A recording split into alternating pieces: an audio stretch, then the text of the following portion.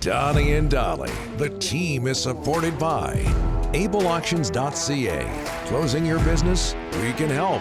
And King of Floors, your vinyl, laminate, and engineered flooring superstore.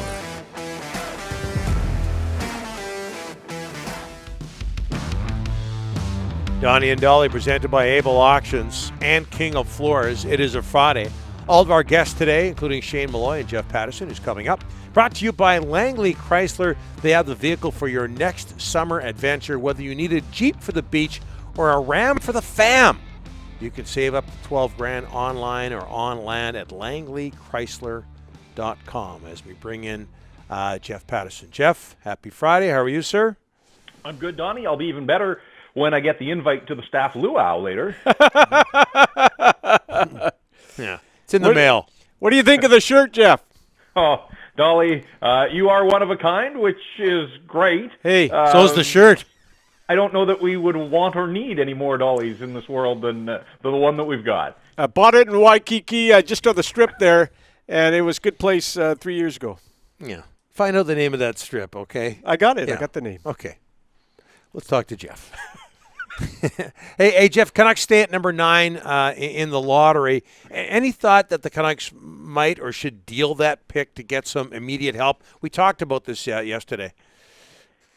Yeah, Donnie, my thought is that they should hold on to the pick and use it, but all these are hypotheticals without knowing what they would be getting in return. I don't want to see Jim Benning trade this pick for a middle-aged player that can advance the cause for a season or two, but maybe hamstring the Canucks long-term here, and yet we've heard from the general manager. Mid-season, it was 2 years. At the end of the season, it was make the playoffs. So, I'm still not really sure which master he is serving in this sense, and also, I think when he said he was going to get aggressive, that concerns some people, that he has to know that he's not out of the woods as far as job security goes, and so, does he go into self-preservation mode? Does he start to look for sort of knee-jerk moves that can help this hockey club in the short term? But I just think they've traded a first rounder. We saw what happened last year. I mean, that draft class of 2020, I don't know if it's going to produce any National Hockey Leaguers. And if they would turn around and do this again, at some point, I know a lot of people look at sort of the 2-year window here. They've got Horvat and Miller locked up for 2 more years, and people think that it's absolute go time. And I understand that line of thinking, and yet at the same time, you think of how long it took Tampa Bay to finally get to the top of the NHL mountain, the Washington Capitals, the same kinds of things. Pedersen and Hughes and Besser, Podkolzin and Höglander, these guys are all going to be around for a while. I don't know what JT Miller's future holds long-term for the Vancouver Canucks. You know that you've got him under contract for 2 more years. Can you re-sign him and keep him in the fold? That's a question that's going to have to be answered down the road. But, otherwise, the rest of that core wants to believe that if it doesn't happen in the next 2 years, that there is still going to be a window of opportunity as those guys reach their primes in the National Hockey League. And if you were to go back-to-back years without a first-rounder, particularly this year with a top 10 pick, that should, in theory, be another real piece of the puzzle that you're trying to put together here. So I'm not in favor of trading this pick. I think there are going to be some good players. We heard Jim say the other night, they've identified that there are 9. Well, they've got the 9th pick. That, in theory, should mean that they get one of the people that they are keeping close tabs on, and I think that they can land, a significant piece with that 9th overall pick if they hold on to it and use it in the first round this year. You mentioned the 2 years left on Jim Benning's contract. There's been talk earlier this week about, are the Canucks interested in Seth Jones or Morgan Riley? We've asked this question a lot, Jeff, but what do you think Jim Benning's focus is right now? Oh, I mean, he's got a long to-do list. We know, obviously, Pedersen and Hughes and their contracts, and you got to get ready for Seattle expansion and then the draft beyond that and free agency. And he said, it was 2 weeks ago today, guys, that Jim Benning sat there. They announced the Travis Green extension, and Jim said they need more scoring. They need more speed. I think he recognizes that bottom 6 is a real concern, but if his attention and focus is on the bottom 6, he has to recognize that the defense isn't good enough either. So there's a lot of heavy lifting to be done here in the offseason. Seth Jones sort of fits the mold of what I think the Vancouver Canucks need. Big right-handed shot, guy that can, certainly play in the top 4, but probably the top 2. I'm a big Seth Jones fan, quite frankly, and I didn't pay a lot of attention to the Columbus Blue Jackets this year, and I'm guessing I'm not alone in that regard. It was a disastrous year there. We know that. And it looks like Seth Jones's play really cratered this year. I still think that there's way more of a player there than the numbers for this season. So, I wouldn't give up on Seth Jones right now, but are you wanting to trade assets for a guy that you might be able to take a run at as an unrestricted free agent a year from now? And I think for the Canucks, and who knows if Seth Jones actually makes it to the market as an unrestricted free agent, but I just think it would be a prohibitive cost when there's an opportunity that a year from now, when you get out from under all these contracts that we've talked about for so long, all it may cost is some money at that point, and I think that would be the better play for the Vancouver Canucks, just given their cap situation right now. So, Jeff, they're going to hold the Canucks are holding pro and amateur meetings today, so that tells me, obviously, the draft, but that also tells me they're going to narrow in on their UFAs. That tells me they're going to sit in a room and decide who comes back as UFAs. And the big three, obviously, are Edler, Hamonic, and Sutter. What would you do with those three? I think I'd put Hamonic at the top of my list. I liked what Travis Hamonic was able to do after he came back from the rib injury. We all know the backstory of the lead up to training camp and no training camp and signing on the eve of the season. And, he struggled out of the gate. But I thought he settled in. This is a guy that's 30 years old. I think he turns 31 here in the summer. There's still, I think, some productive seasons left in Travis Hamonic.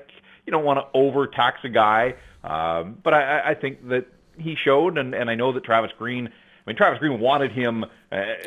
We knew that all along. I mean, that was one of the things that, they weren't prepared to go to the start of the season last year without bringing in one more veteran guy, and Hamonic was that guy, and you heard Travis Green praising him as the season unfolded. So I think that there's probably interest on both sides there. I don't know what's going to happen with Alex Edler. I really don't. As great as he has been for the organization, I just think that they've got to play some hardball here. Like, if he comes back, it has to be on the team's terms. They don't have the money to be spending on a guy who's going to turn 36 at some point in the next season. Yeah, but Jeff, who replaces his minutes? Give me that. I'm okay with letting Edler walk, but tell me who replaces those minutes, because he's playing a lot of them.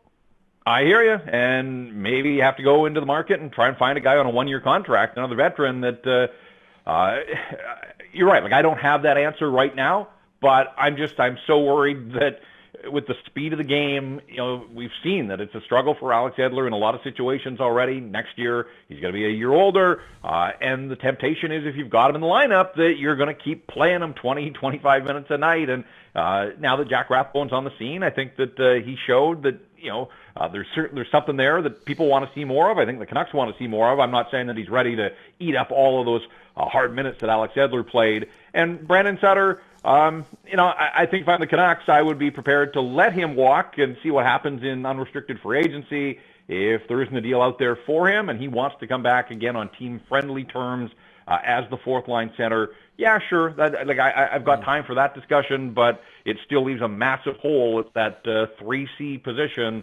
And you see the good teams in the National Hockey League are three centers deep. And not just guys that hold their own, but guys that can produce offense, guys that can play in all situations, guys that can bump up the lineup a little higher if there are injuries. And Brandon Sutter at this stage of his career isn't that guy anymore. So, 3C and certainly another top four defenseman have to be at the top of the wish list for the Canucks. And yet, once you get through with Paterson and Hughes, I'm just not sure that you're going to have the kind of money necessary to find those players. And so, what does that mean? It's not about just filling out a lineup. It's about trying to get better. And we'll see if the Canucks are able to unearth some value out there on the open market at some point this summer. And Jeff, very quickly, and maybe Derek Wong, you can help us out visually here, but June 4th, 2011, 10 years ago today, Alex Burrows scores 11 seconds into overtime, a second goal of the game. Canucks win that game 3-2 to go up 2-0 in the Stanley Cup final against Boston. What are your memories of that? I remember people scrambling from the concourse. It happened 9 seconds into overtime. People weren't back in their seats. The place was packed. There were lineups, bathrooms, whatever. And I remember people flooding down the stairs because they wanted to be part of the celebration. They probably had missed the goal, but they weren't going to miss out on celebrating the fact that the Canucks were up 2-0 in the Stanley Cup final. You could pretty much put it in the bag at that point. Book it. Yeah. There's no way they're going to lose. Then I remember people trying to figure out, Don, which game in Boston they should lose so that they could come back and win it on home ice. Yes, I remember that. The big ticket was Game 5 because people will give Boston one game, and then we'll be there for the Stanley Cup being presented to the Canucks. And you're bang on, Jeff. Thanks so much for this. All right, guys, have a great weekend.